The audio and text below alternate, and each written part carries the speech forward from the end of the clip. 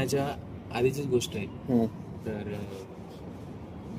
मला ना असं ते नवीन रूल आला होता सरकारचा की एका वर्गात 60च पोरं पाहिजे म्हणून. बर जास्त असले हा की एक वेगळी तुकडी बनवा लागते. हा, हा. मी फ मध्ये होतो. हम्म. ते फ मध्ये ना सगळे नवीन पोरं हे ते टाकले होते. हम्म. आणि नंतर एक मास्तर आला, स्ट्रिक्ट होतो शाळेचा, तो सगळे त्याला घाबरायचे. आला आणि मी सेकंड बेंचलाच बसलो होतो. माझा काहीतरी पेन वगैरे पडला असं खाली आणि मी उचलायला गेलो. मला म्हणे की काय म्हणे कशाला बोलायला लागलो. सर बोललो ना सर, पेनच उचलला, म्हटलं पेन पडला होता. हा तुझी चूक नव्हती. माझी आता हा, एवढं फक्त पेन उचलायचं. हा मग ओके. मी म्हटलं की सर पेनच उचल, मला शिकवा लागला म्हणे, हा जास्त शहाणपणा करायला लागला, कोणाला म्हणे लागून तू.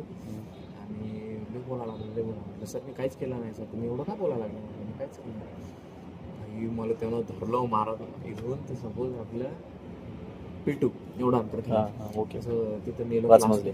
वाजवत नेलं. ए. मग मला मग क्लास सर आले, म्हणजे काय झालं, क्लास सरला माहीत होतं मी काही शांत आहे असं तसं. हा. तर मला पण सर जाऊ द्या म्हणे, ते काय नाही, तो सिनियर होता रे थोडंसं म्हणजे, तर त्याचं ते म्हणे की नाही नाही असं नाही, कसं सोडून द्या म्हणे, चांगलं पोरगं आहे ते नाही म्हणे, लय शहाणपणा करायला लागला म्हणे, उलटून मला बोलले. मग सरला वाटलं थोडंसं की उलटून बोलला का काय, तर वर्गात मी विचारलं नाही सर ते उलटून नाही बोललो, ते बोलायला लागलं असं सर ऐकायलाच तयार नाही.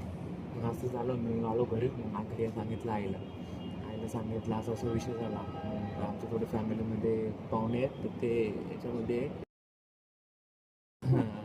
पॉलिटिक्स ते आले भाऊ सध्या मदत, नंतर गणपती सुट्ट्या वगैरे आल्या 5-6 दिवसांनी. डायरेक्ट म्हटलं सोमवारी, आता घरचे विसरले असतील सांगितलं, डायरेक्ट आलेत ना भावा, 12 वाजता आले शाळेत. आई आली वर्गात आणि मला म्हणे बाहेर आहे. ठीक आहे आलो.